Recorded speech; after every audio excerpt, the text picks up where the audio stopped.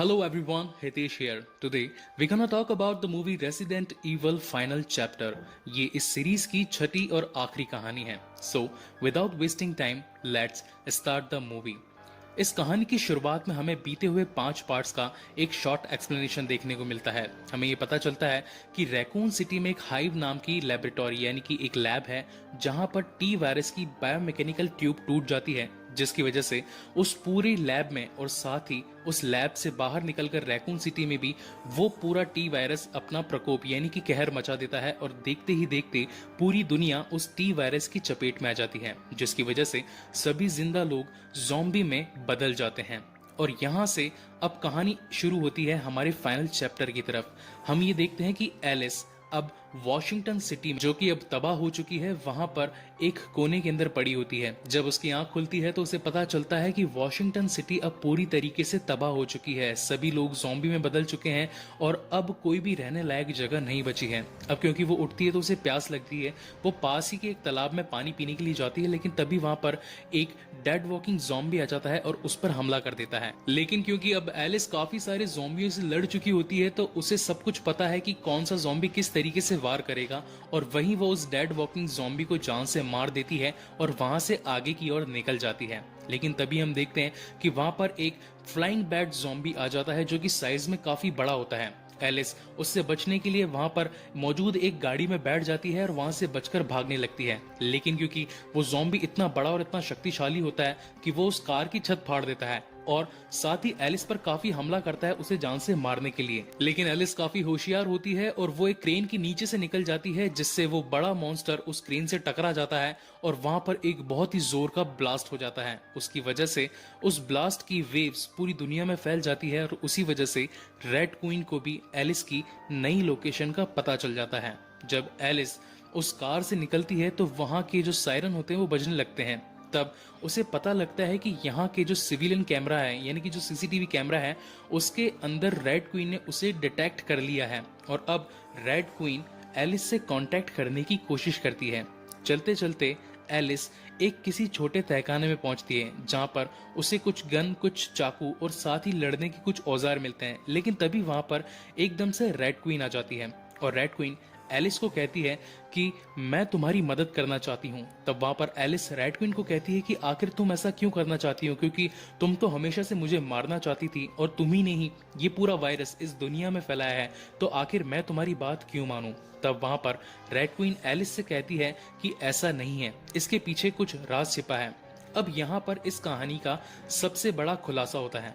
वहां पर red queen Alice से कहती है कि अभी भी इस पूरी दुनिया में 4472 लोग जिंदा हैं जो कि टी वायरस से इन्फेक्टेड नहीं है और तुम्हारे पास अब सिर्फ और सिर्फ 48 घंटे उन सभी लोगों को बचाने के लिए. मेरे पास में हाइव लैब के अंदर एक एयरबोर्न एंटीवायरस डोट यानी कि उस टी वायरस का एंटीडोट मौजूद है. अगर तुम हाइव लैब में पहुंचकर उस टी वायरस के एंटीडोट यानी कि एयरबोर्न एंटीवायरस को एयर में रिलीज कर दो तो उन सभी यानी कि 4472 लोगों की जान भी बच सकती है और साथ ही जितने लोग ज़ॉम्बी बने हैं उनका असर भी खत्म हो जाएगा.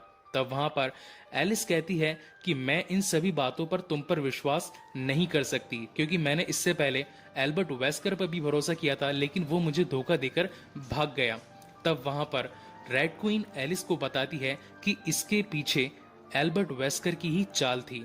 उसे वॉशिंगटन सिटी से रैकून सिटी में आकर अपने आप को क्रियोजेनिक स्टोरेज में स्टोर करना था यानी कि डीप स्लीप में जाना था. इसकी वजह से उसने तुम्हें तुम्हारी शक्तियां वापस दी और सभी ज़ॉम्बीज से लड़ने के लायक बनाया ताकि वो वॉशिंगटन से निकलकर हाइव लैब यानी कि रैकून सिटी तक पहुंच सके.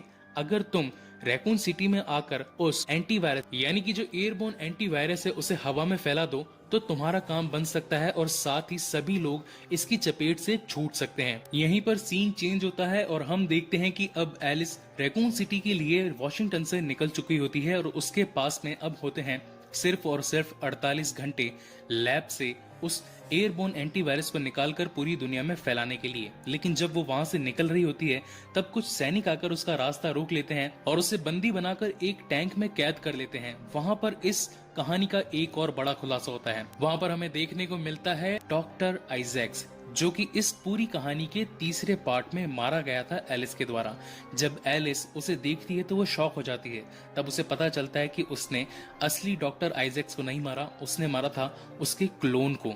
तब वहां पर डॉक्टर आइजैक्स कहता है कि तुम एक नास्तिक हो, और नास्तिकों के साथ हम क्या करते हैं तुम सब लोगों को पता ही होगा। वहां पर कई सारे और भी कैदी होते हैं और वो कैदी मिलकर चिल्लाने लगते हैं कि इसे बाहर भेज दो ज़ॉम्बीज के पास, बाहर भेज दो ज़ॉम्बीज के पास में। तब वहां पर डॉक्टर आइजैक्स एलिस के हाथ बांध देता है और अपने टैंक के पीछे उसे दौड़ाने लगता है, और उसी के साथ में कई सारे ज़ॉम्बी एलिस के पीछे उसे मारने के लिए भागते रहते हैं। गाइज, उस सीन के वीएफएक्स और इस कहानी की डायरेक्शन इतनी अच्छी कि मैं समझता हूँ कि रेसिडेंट इविल के सभी पार्ट्स में से ये 6th पार्ट सबसे ज्यादा इंटरेस्टिंग और सबसे ज्यादा अच्छा है। तो चलिए वापस से कहानी की तरफ आते हैं। यहाँ पर एलिस चालाकी से उन सभी ज़ॉम्बीज से भागकर टैंक के अंदर काफी उन दुश्मनों को मार देती है, और साथ ही वहां पर डॉक्टर आइजैक्स का हाथ भी काट देती है, और टैंक में पड़ी एक बाइक से वहां से भाग जाती है और जल्दी से जल्दी रैकून सिटी पहुंचने की कोशिश करती है।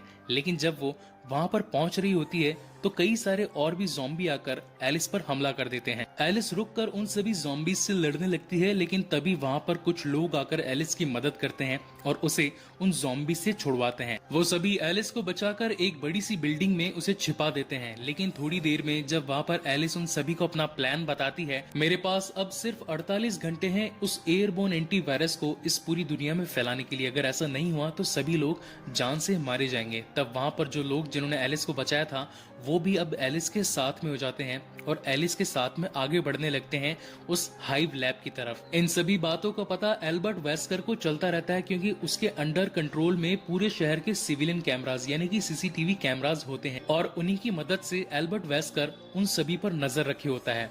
जब वो सभी लोग हाइव लैब तक पहुंचने वाले होते हैं तब वहां पर एल्बर्ट वेस्कर उन पर कुछ ज़ॉम्बी कुत्ते छोड़ देता है।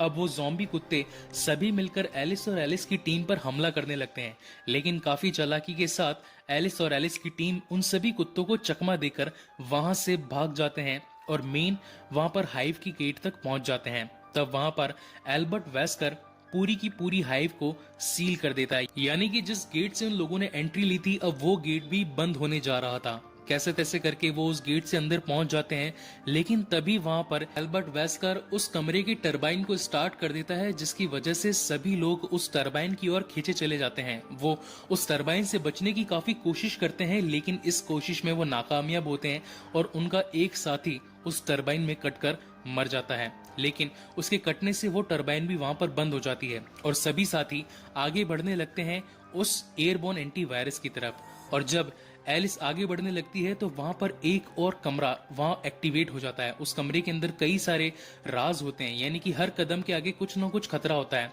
और एक एक कदम बढ़ाते बढ़ाते उसके एक एक साथी की मौत होती जाती है। मगर वहां पर रेड क्वीन एलिस की मदद करती है और उसे गाइड करने लगती है कि अब तुम्हें इस कमरे में जाना है और साथ ही ये दरवाजा खोलना है। उसकी गाइडेंस के तहत जब एलिस वहां से आगे बढ़ने लगती है तो वो पहुंचती है एक ऐसे बड़े से कमरे में जहां पर पड़े होते हैं कई सारे क्रियोजेनिक स्टोरेज। उन्हें देखकर वो हैरान हो जाती है और साथ ही रेड क्वीन से पूछती है कि ये सारे क्रियोजेनिक स्टोरेज यहाँ पर क्या कर रहे हैं, मुझे इनके बारे में सब बताओ। तब वहां पर रेड क्वीन एलिस को बताती है कि ये बात आज से 25 साल पुरानी है। आज से 25 साल पहले एक डॉक्टर जेम्स मार्कस नाम के साइंटिस्ट थे, जिनकी एक बेटी थी जिसका नाम था एलिशिया, और एलिशिया को प्रोजेरिया नाम की एक बीमारी थी, जिस बीमारी के तहत अगले 25 सालों में वो एक 90 साल की बुढ़ी औरत बनने वाली थी। यानी कि उस बीमारी के अंदर शरीर की जो एज होती है वो काफी जल्दी बढ़ने लगती है। और जब डॉक्टर जेम्स मार्कस को ये पता लगता है कि उसकी बेटी को प्रोजेरिया नाम की बीमारी है, तो उस बीमारी के तोड़ को ढूंढने के लिए जेम्स मार्कस एक टी वायरस का निर्माण करता है। टी वायरस किसी भी बॉडी के डेड सेल्स को जिंदा करने में सक्षम होते थे, इसलिए जब उसने ये वायरस बनाया था और अपनी बेटी को दिया था तो उस एजिंग की बीमारी का सोल्यूशन डॉक्टर मार्कस को मिलने लगा था। तब डॉक्टर मार्कस को ये लगता है कि अगर ये टी वायरस मेरी बेटी को ठीक कर सकता है तो इस पूरी दुनिया में कितने ऐसे बच्चे हैं जिनको अगर मैं ये टी वायरस दे दूं तो उनकी जान भी बच सकती है और वो भी अपने जीवन को काफी अच्छी तरीके से बिता सकते हैं। लेकिन थोड़े ही दिनों में हमें ये पता चलने लगता है कि उस टी वायरस के अच्छी की वजह कुछ कुछ बुरे नुकसान भी हैं, और वो टी वायरस किसी भी अगर बच्चे को इन्फेक्ट कर देता है तो वो एक तरीके से ज़ॉम्बी में बदलने लगता है, और जिसको भी काटता है तो वो भी ज़ॉम्बी में बदलने लगते हैं। तब मार्कस ये डिसाइड करता है कि अब मुझे टी वायरस को बनाना बंद कर देना चाहिए, लेकिन तभी वहां पर उसका को फाउंडर यानी कि एक और डॉक्टर आइजैक्स वहां पर आ जाता है और उसे कहता है कि तुम इस टी वायरस को बनाना बंद मत करो, मैं इसे काफी बड़ी सेना और दूसरे मार्केट्स में बेचूंगा, जिससे इस कंपनी को काफी मुनाफा हो सकता है। लेकिन डॉक्टर मार्कस उसे काफी मना करता है और उसे कहता है कि ऐसा करना गलत रहेगा। अगर ये वायरस पूरी दुनिया में फैल गया तो पूरी दुनिया इसकी चपेट में आ जाएगी और एक दिन ऐसा आएगा कि सब लोग मारे जाएंगे। लेकिन वहां पर डॉक्टर आइजैक्स मार्कस की बात नहीं मानता और उसे वहीं पर एल्बर्ट वेस्कर की मदद से जान से मार देता है। अब क्योंकि ये तीनों ही लोग अम्ब्रेला कॉर्पोरेशन के 3 सबसे बड़े पार्टनर होते हैं, तो इनके पास में उस कंपनी के 30% के शेयर्स होते हैं और साथ ही 10% शेयर बाकी लोगों में बटे होते हैं। अब यहाँ पर मार्कस के मर जाने के बाद में लीगली इसके 30% की मालिक उसकी बेटी एलिसिया होती है, तो इसकी वजह से डॉक्टर आइजैक्स उसकी बेटी को गोद लेता है। यहाँ से समय 10 साल आगे बढ़ता है और अब हम देखते हैं कि इन 10 सालों में जो एलिसिया होती है उसकी एज भी अब काफी ज्यादा बढ़ने लगती है। और एक दिन जब डॉक्टर आइजैक्स अपने कई सारे साथियों के साथ एक मीटिंग ले रहा होता है तो उसमें वो ये रिवील करता है कि मैंने एक टी वायरस बनाया है, उस टी वायरस की मदद से हम इस दुनिया का अंत कर सकते हैं। अब यहाँ पर एक और बहुत ही खास बात है जो मैं आप सभी से शेयर करना चाहता हूँ। नॉर्मली जिस तरीके से जनसंख्या बढ़ रही है तो उसकी वजह से भूखमरी, विश्व युद्ध और साथ ही बढ़ती बीमारियों का खतरा बढ़ रहा था। तो इसकी वजह से उसे ऐसा लगता है कि एक दिन ऐसा आएगा जब पूरी दुनिया का विनाश हो जाएगा और सभी लोग मारे जाएंगे। मगर ऐसा क्यों ना हो कि इस पूरी दुनिया का अंत हम लोग खुद ही कर दें और साथ ही उस वक्त तक एक ऐसे डीप स्लीप चेंबर में सो जाएं जब तक नई दुनिया का फिर से क्रिएशन नहीं होता।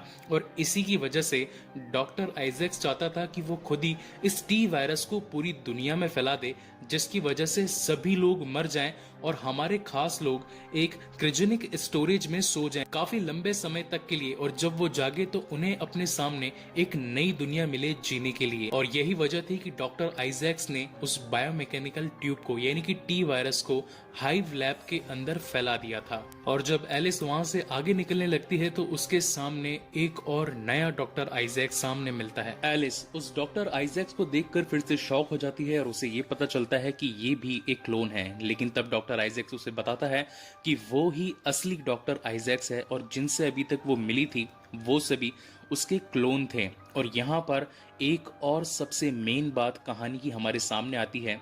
डॉक्टर आइजैक्स वहां पर एलिस को बताते हैं कि तुम भी असली एलिस नहीं हो, तुम भी एक क्लोन हो। तब एलिस को ये बात सुनकर काफी हैरानी होती है, तो एलिस उसकी बात पर भरोसा नहीं करती और उसे कहती है कि मैं ही असली एलिस हूँ। तब वहां पर डॉक्टर आइजैक्स एलिस को बताते हैं कि तुम एक क्लोन हो क्योंकि तुम्हें अपने बचपन की बातें कुछ भी याद नहीं है। कभी तुमने कोशिश करी है अपने बचपन में झांकने की?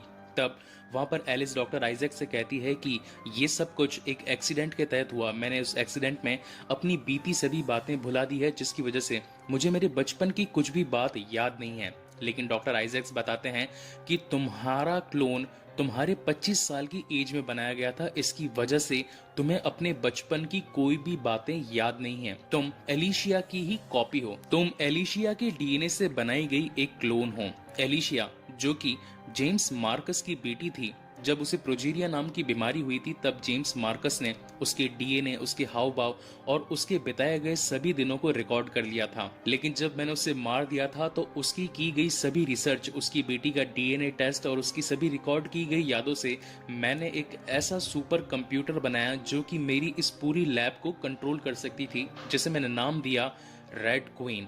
अब रेड क्वीन जिस तरीके से एक एलिशिया की ट्वीक की गई एक आर्टिफिशियल इंटेलिजेंस थी, उसी की तरह मैंने उसका डीएनए फिर से यूज करके एक और क्लोन बनाया। वो क्लोन हो तुम। और अब एक तरीके से देखा जाए तो एलिशिया, रेड क्वीन और एलिस तुम तीनों ही एक हो। और फिर डॉक्टर आइजैक्स अपनी जेब से उस एयरबोर्न एंटीवायरस को निकालता है और एलिस से पूछता है कि यहाँ तुम इसी की तलाश में आई थी, मगर ये तुम्हें नहीं मिलेगा। मैं अब इस पूरी दुनिया का राजा बनने वाला हूँ। ये पूरी दुनिया जब ज़ॉम्बीज के अटैक से खत्म हो जाएगी तब सिर्फ और सिर्फ मैं बचूंगा जो इन सभी लोगों को क्रियोजेनिक स्टोरेज से निकालेगा और ये सब लोग मेरे गुलाम होंगे। तब वहां पर एलिस प्लानिंग करती है उस डॉक्टर आइजैक्स को मारने की। वो वहां पर सभी बड़ी चीजों को एनालिसिस करती है कि किस चीज के साथ में वो डॉक्टर आइजैक्स को मार सकती है। लेकिन तब वहां पर डॉक्टर आइजैक्स एलिस को कहते हैं कि तुम अपने दिमाग पर ज्यादा जोर मत लगाओ, जो भी चीजों को तुमने एनालिस किया है मैं उन्हें तुमसे पहले ही ऑलरेडी एनालिस कर चुका हूँ, और अगर तुम मुझ पर जो वार करो उसका पता पहले से ही मुझे चल जाएगा, क्योंकि जिस टी वायरस से तुम इन्फेक्टेड हो उसी टी वायरस को मैंने भी अपने शरीर में इंजेक्ट किया, और मेरे अंदर तुमसे ज्यादा सुपर स्ट्रेंथ, सुपर फास्टनेस और काफी तेज दिमाग है, तो ये गलती कभी मत करना मुझे जान से मारने की। और वो उस एंटीवायरस को अपनी जेब में डालकर वहां से निकलने लगता है। उसी वक्त वहां पर एल्बर्ट वेस्कर भी आ जाता है और गन पॉइंट पर एलिस और क्लेयर को ले लेता है। लेकिन वहां पर एलिशिया भी आ जाती है और एल्बर्ट वेस्कर से बात करने लगती है और उसे ये बताती है कि तुम भी कंपनी के एक कोऑर्डिनेटर हो, यानी कि मेरे पास में अभी भी 30% इस कंपनी के शेयर्स हैं और मैं अपनी पावर के थ्रू तुम्हें फायर करती हूँ। और जैसे ही एलिशिया एल्बर्ट वेस्कर को फायर करती है, वहां पर रेड क्वीन उस डॉक्टर एल्बर्ट वेस्कर को नुकसान पहुंचा देती है और एलिस को वहां से भागने का समय मिल जाता है। एलिस वहां से भागकर डॉक्टर आइजैक्स को रोकने जाती है कि कहीं वो उस एंटी वायरस को तोड़ ना दे और कहीं ये पूरी दुनिया अब खत्म होने की कगार पर न आ जाए। काफी मुश्किलों के बाद में एलिस डॉक्टर आइजैक्स को ढूंढ ही लेती है और उसे लड़ने लगती है ताकि वो उस एयरबोर्न एंटी वायरस को उससे चुरा सके। उन दोनों के बीच में हमें वहां पर एक काफी घमासान और एक शानदार कूल फाइट देखने को मिलती है, क्योंकि दोनों में ही सुपर स्ट्रेंथ और सुपर फास्टनेस होती है, इसलिए वो एक दूसरे से किए जाने वाले वार को पहले से ही प्रेडिक्ट कर लेते हैं और काफी अच्छे तरीके से लड़ने की कोशिश करते हैं। लेकिन तभी वो लड़ते लड़ते पहुंचते हैं उसी लेजर रूम में जो इस कहानी के पहले पार्ट में दिखाया गया था। उस लेजर रूम के अंदर पूरी कांच की दीवार पर राख जम चुकी थी, क्योंकि वहां पर जो परमाणु विस्फोट हुआ था उसकी वजह से सब कुछ तबाह हो गया था और काफी सारा मलबा हाइव लैब के ऊपर गिरा था। यही रीजन था कि उस लेजर रूम की कांच की दीवार पर एक राख की परत जम चुकी थी। लेकिन जब वो लड़ते लड़ते उस लेजर रूम में पहुंचते हैं तो वहां पर डॉक्टर आइजैक्स लेजर रूम के कुछ कमांड एक्टिवेट कर देता है खुद के हिसाब से और वहां पर एलिस से लड़ने लगता है।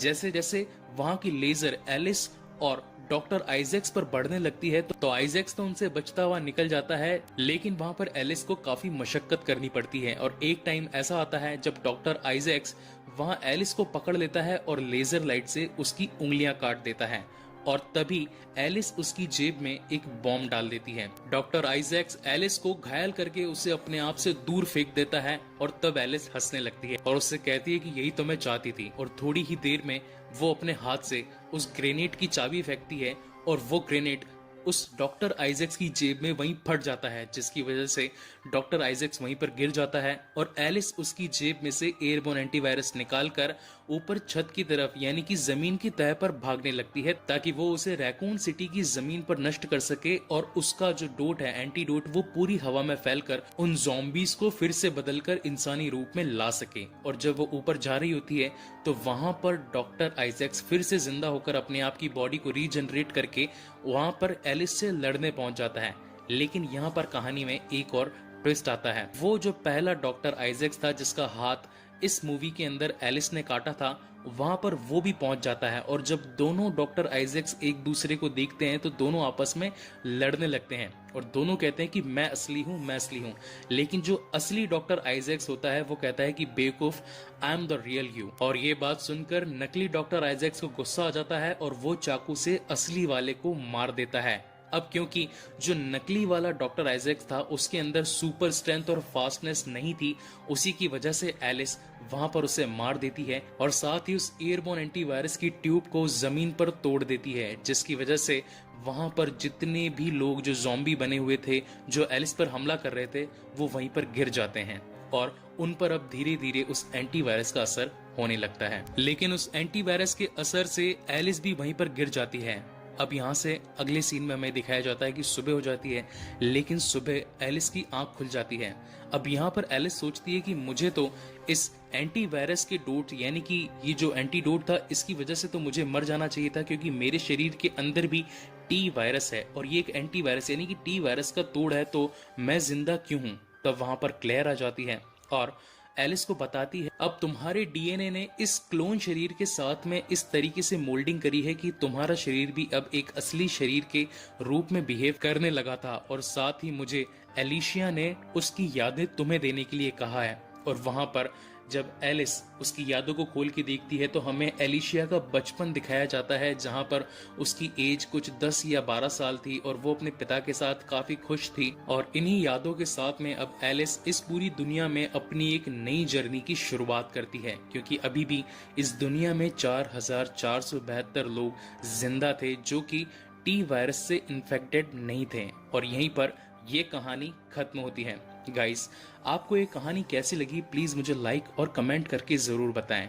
और अगर आपको मेरे वीडियोस अच्छे लगते हो तो प्लीज इस चैनल को सब्सक्राइब जरूर करें।